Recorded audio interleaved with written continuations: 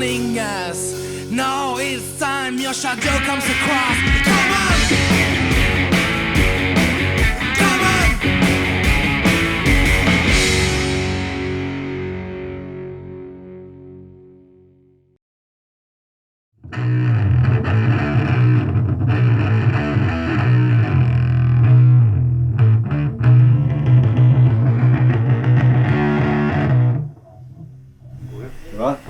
Tu peux aller m'en rejoindre un petit peu parce que je vais essayer.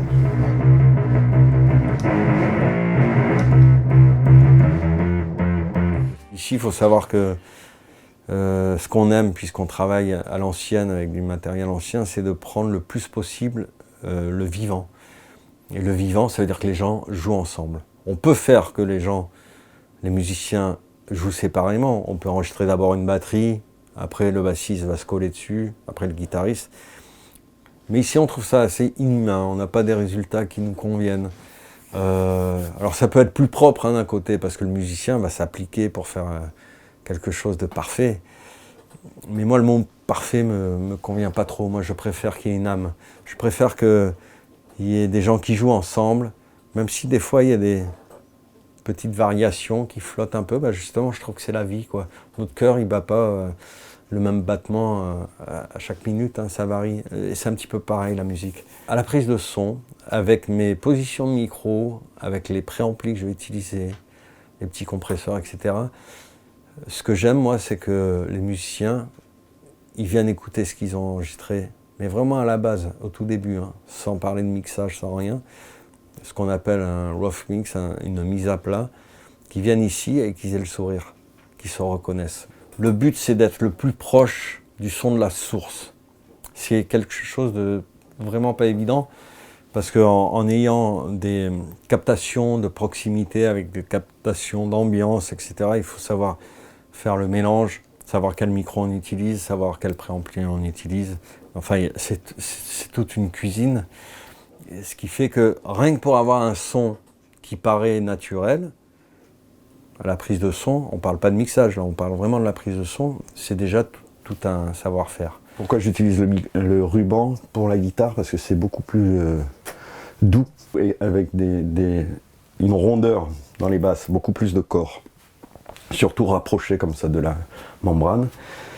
Alors ce micro, je le centre, parce que justement comme il est doux dans les aigus, j'ai pas peur de centrer sur l'ampli, sur la gamelle de l'ampli, parce que c'est là où on a le plus d'attaques. Contrairement au dynamique, est beaucoup plus sensible aux attaques et aux aigus, donc lui je vais l'utiliser plus pour la précision et pour l'attaque dans le son, mais je vais un peu le décentrer pour pas avoir vraiment trop d'attaques agressives dans les oreilles. Avec l'ajout des deux micros sur la piste guitare, on va avoir un son beaucoup plus large, et on peut aussi même au mixage écarter un petit peu les deux sons pour élargir encore plus le son.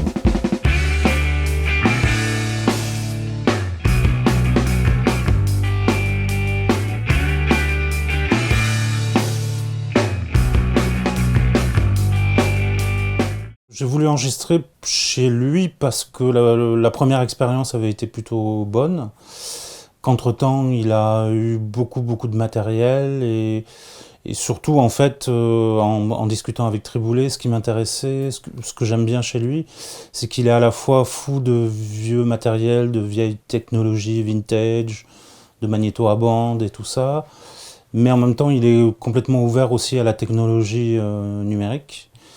Et donc, il n'est pas du côté des fans de vintage un peu rétrogrades, ni du côté des fans de numérique qui ne pensent que ordinateur et plugin.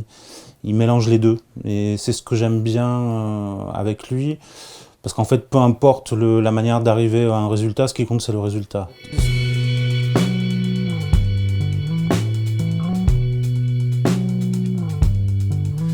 Ensemble, tous réunis dans cet endroit familier, dans cette petite boîte de nuit, jadis démolie.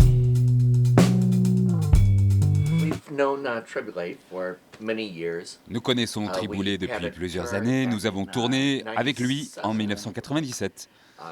Il était notre ingé son pour ses concerts. Et c'est un bon ami. En vérité, nous sommes un groupe de rock'n'roll. Ici, le son est parfait pour la batterie, les guitares électriques, les claviers même, tout le monde. Oui, pour tout le monde, ça marche bien. Une autre chose que je voudrais dire à propos du son de Triboulet et de sa supériorité, c'est que Triboulet travaille avec les sons purs quand il enregistre. Il ne tripote pas pendant des heures les équalisations et les effets. Il s'assure à la prise que c'est le bon micro à la bonne place, au plus près de la vibration originale. Pour mes oreilles, en tout cas, ça rend la musique plus vivante, comme en live.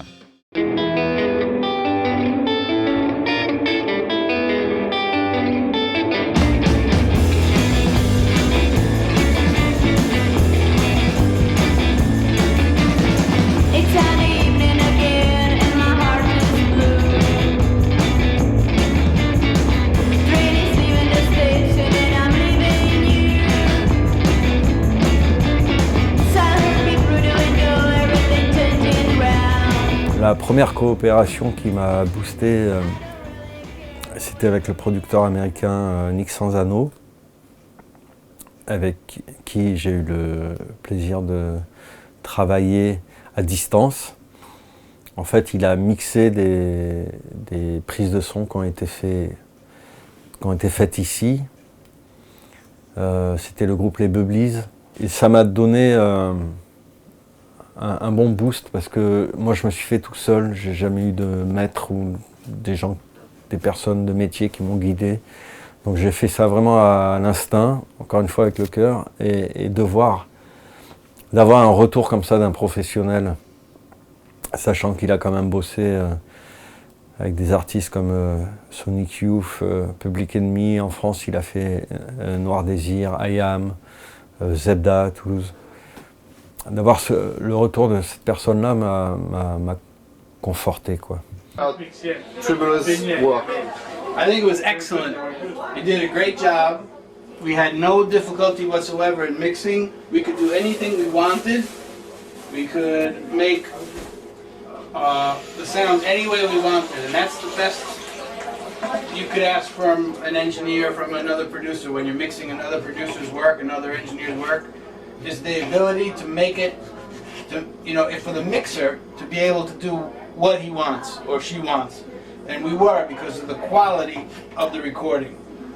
I think that it was captured really pure, really well, and we had no difficulty. We mixed it in very little time, relatively speaking.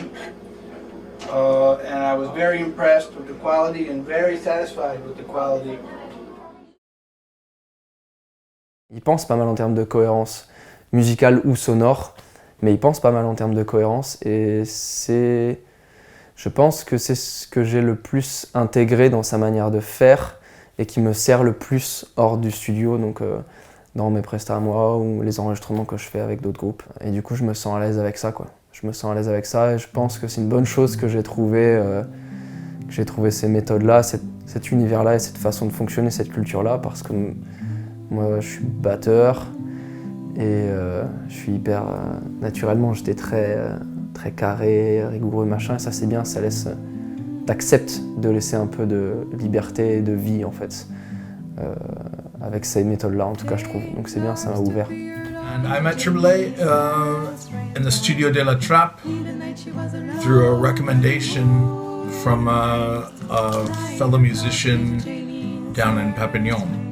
And he said, you need to go to this guy. He will understand what you want to do. He's great, has a great studio. In Triboulet's work style, I find that we work in a similar way. And we hear the same things. Like we can look at each other and go, oh, okay, something's wrong here, or that sounds great. So it's like we're on the same wavelength. J'ai toujours agi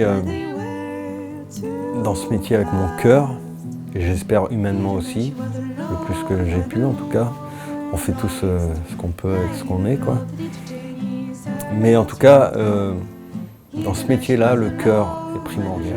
J'ai eu l'honneur de rencontrer un grand ingénieur du son du nom de Ken Scott, qui a travaillé avec les Beatles, David Bowie, Lou Reed, Divo et j'en passe et j'en passe.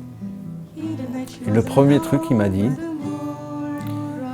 parce qu'on a travaillé, on a forcément parlé du métier en premier, le premier truc qu'il m'a dit, parce que je lui ai demandé pourquoi ce métier, pourquoi tu fais ce métier, comment tu l'appréhendes, un petit peu la même question que vous me posez, et il m'a juste fait ça. Voilà.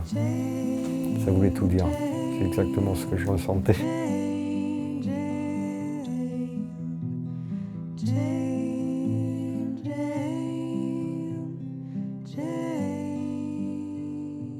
T'offrir à l'eau.